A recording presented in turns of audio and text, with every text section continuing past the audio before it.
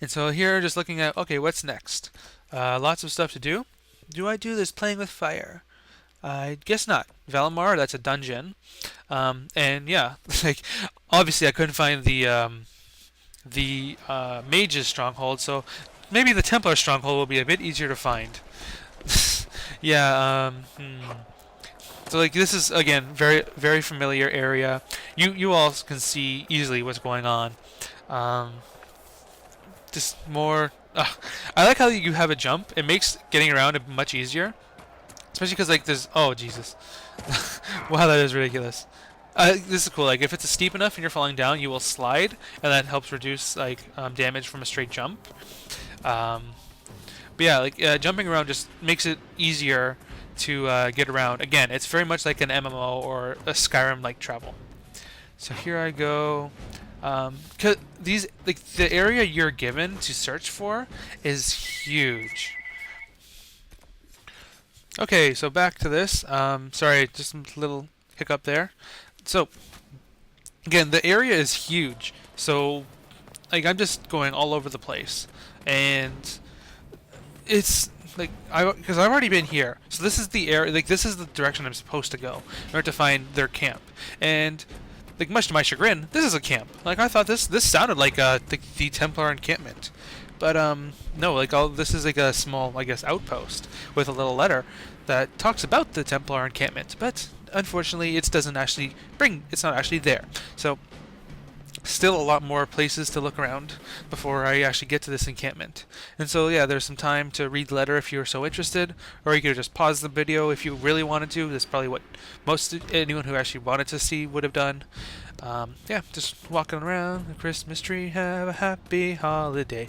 Let's murder this defender super fast so he doesn't wreck our shit. And I hope I don't get sued again. We say that a lot, and we haven't gotten sued yet. But that's because no one really watches these videos. So I guess that's, you win some, you lose some. Okay, so again, these defenders are probably my least favorite enemy I've faced so far. But again, I'm level 4, maybe level 5. I am not far into this game. I like how I can knock crap out of people all over the place, though. I think that's amazing, and like all of these abilities are super fun, and the combat is a lot of fun to be involved with.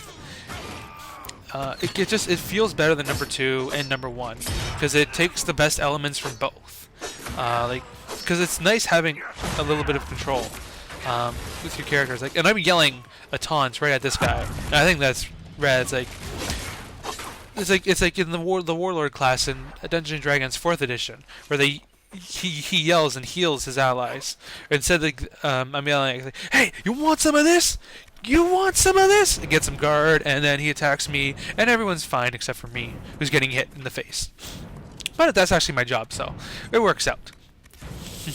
So lots of loot. I didn't have to worry about my inventory space for a long time, and like I feel like I have way more items than I actually do. So yeah, here's the Kunari Buckler, who's slightly better. Lots of abilities give, or lots of there's tons of equipment with all sorts of different special abilities to it, and so you can see here there's this hatchet, but I like my main hand sword because it gives willpower, and this this screen is amazing for comparing equipment. Like the old games, it did have it, but I felt it was a bit too cluttered. This is a lot quicker. It tells you like, okay, this has better DPS. This is what this weapon has. This is what this weapon has. It also has, if you look at the bottom of the screen, your just like approximate points for your things which like go over like your health, your melee damage, your magic damage, and your defenses. So I just trying to equip everybody. Varric, of course, you can't drop Bianca. Bianca is love. Bianca is life. Again, lots of armor and weapons that I cannot wear yet. And you can turn off your helmet if you want in this game. So like that's completely an option. You never have to see it. Like the Dragon Age has taken a lot of like the positive steps to becoming an MMO, and with very little of the negative ones like forced like interacting with other people. For example, like I play MMOs as a solo game just because like I like it, and I would love to play with friends, but I don't have enough friends who actually enjoy MMOs, so it doesn't work out for me. So yeah, just going over this broken, destroyed bridge, looting another corpse, which has a letter on it, and some jewelry and gold. The letter found on a dead body, and they'll never sleep. And this is super creepy, where this guy is basically telling you to take some sort of item or idol, and put it back back where you found it, or else it's causing like these horrible nightmares. And where am I going? Yes. So I keep going. I keep thinking like, oh yeah, the Templar encampment's got to be nearby. Like I've killed a bunch of Templars already past this bridge. That seems legit. Dead dwarf letter. But there's no dwarf actually, so I don't know how you would know it was from a dead dwarf. But apparently you do. So yeah, some wolves right here. Gonna kill the black wolves. Not racist, I swear to God. I have an elf on my team, it's fine, and a dwarf. See, I'm not racist. So yeah, just going for the wolves. They're not teleporting around like last time, so it's already a bit better. And I like these like the way the animals move. I feel like it's a bit. I don't know. I guess it feels better, like more realistic to me. But this is a fantasy game, so like it doesn't need to be realistic. I just like the way the wolves moves and attack. I think it just looks cool. Yeah, just going around, grabbing their loot. All the animals that I've fought so far end up turning into like these ribs, which is like their version of the loot bags. So I don't know, just another little kitschy thing I think is funny. So random sellsword here, who I feel like is worth like very like some quick experience.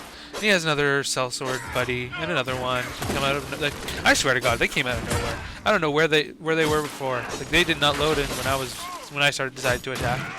But more experience. Like these guys are fairly weak and fairly simple to kill. If they had a mage backup, it would have been a bit tougher. But because they didn't, it just like they go down relatively quickly to the combined assault. So yeah, your A button is your jump along with your loot and everything. So it's very easy to like try to loot something and jump instead. And sometimes like halfway through your jump, you'll just start the looting animation. So it gets a little weird, but it's okay.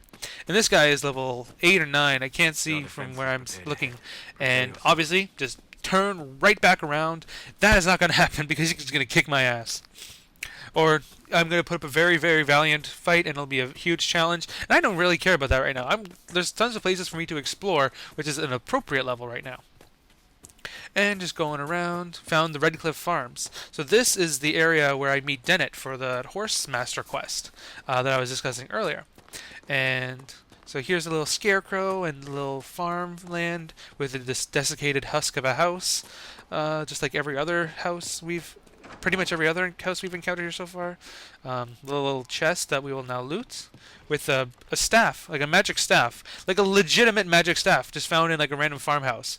I really don't think these villagers and farmers and stuff should have any sort of access to magical relics. And it's not even an artifact or relic. It's just like it's like I don't know, like a magical hammer is the equivalent. So here are these like those weird bison things again, and the horses. The horses actually look really really cool. Like cause I don't know. I've never really been up close with horses in real life. And yeah, here's some nice conversation. Little buzz cut lady, still very feminine, of course. No, like anyone can enjoy any haircut they like. Cassandra has nice short hair. Personally, I'm a fan of longer hair. Like maybe like past the shoulders, a bit down the back. That's my preference. Let's see what's in this hut. So another guy, and he also tells me to go find the master, and he's just sort of like in this little mini blacksmith workshop thing, which is really cool. I wonder what it would be like to be a blacksmith. Watching that Man-at-Arms video, I think, was really rad. And yeah, there's locked houses and stuff, and there's obviously a perk, and like specific lockpicking tools you need to pick up, but I haven't really looked that much into it. So if you look at the bottom left, like my radar is pumping. That means like there's a hidden quest item around. So you should be focusing on that, but it's easy to miss. Anyways, so this guy, this is like the conversations, and not all the time does it go into like the cinematic style thing. Rather, it will sort of keep you like in sort of in engine, doesn't really close up. You have control over the camera. You can leave the conversation at any time, and as soon as like the character is done talking, you have your choice wheel.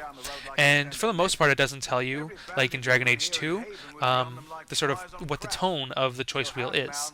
Like this one, obviously, you can see what the question. It's like this is questioning, but if you, for the three the choices that were on the right, it just shows an arrow, which means this goes to this path, which I think is a good idea.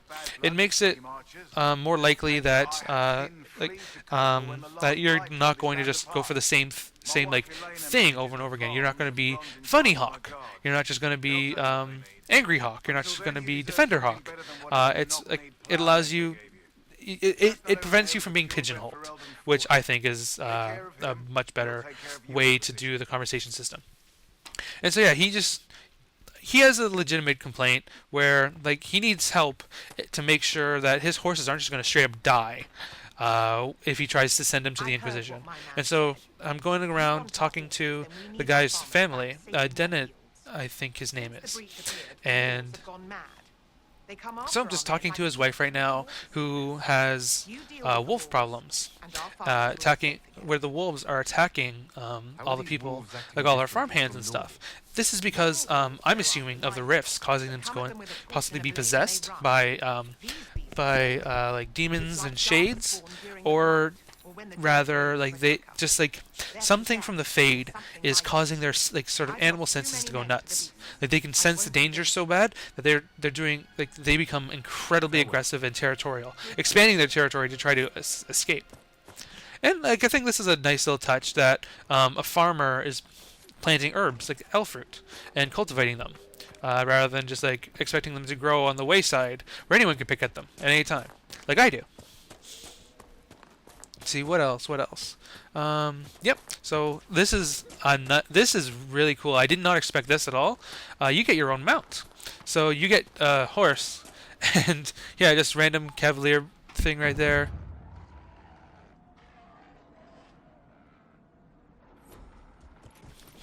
All right, weird recording problem where this area, but yeah, I got a horse, and this horse gives me power, and it's actually a really nice looking horse. I wonder if it's like randomized. I don't think so, because the guy referred to it as a chestnut mare. But yeah, you can dismount at any time. Your horse. Oh, let me just turn you down. Your horse will like disappear if you don't just ride on it, and your party members disappear if you do ride on it. So you never have to worry about like, oh, you know, your horse is gonna die on you or anything like that. And your horse can jump. I don't know if I show it off here, but if I do, it'll be cool because it's a horse that can jump. It's pretty much a Pana. It's because it's better than the Skyrim horse, and you get to do that. And yeah, just like showing it, it's like showing off in her face, like, yo, this is my horse. You like my horse? It's a nice horse. And yeah, you get to she sets up these sort of fairly simple racetracks, and if you win, you get like, you know, a little quest completion thing, and she'll donate some money to the Inquisition as like, I don't know, like a taxable charity gift. So yeah, she gets to reduce her taxes with the tax credit that'll be given out in every April by the Inquisition, of course.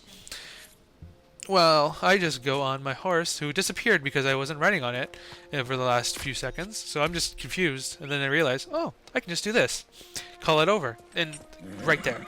I'm assuming it always sort of appears off screen, so like the Assassin's Creed horse.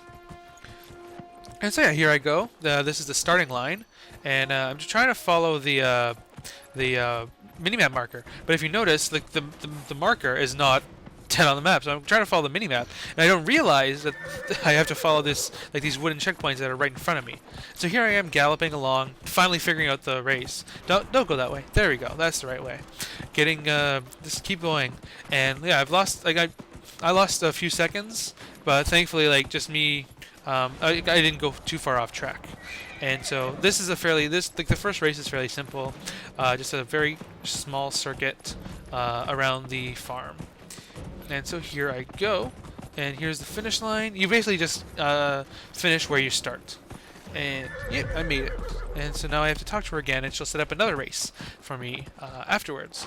But that's about all I have recorded for now, and well, let's see, what else do we got here, actually? About 30 more seconds. So, just talking to her again. Exciting, exciting. And she doesn't pay me yet. And I just feel like, wasn't feeling right up to another race. You know, because I want to just take my horse out for a spin and do more fun stuff. Or am I up for a race? I don't remember. I recorded this yesterday, and I'm still not ready. Cool for it. So, you know what? That's Dragon Age Inquisition. I hope you enjoyed it, and definitely play it if you can.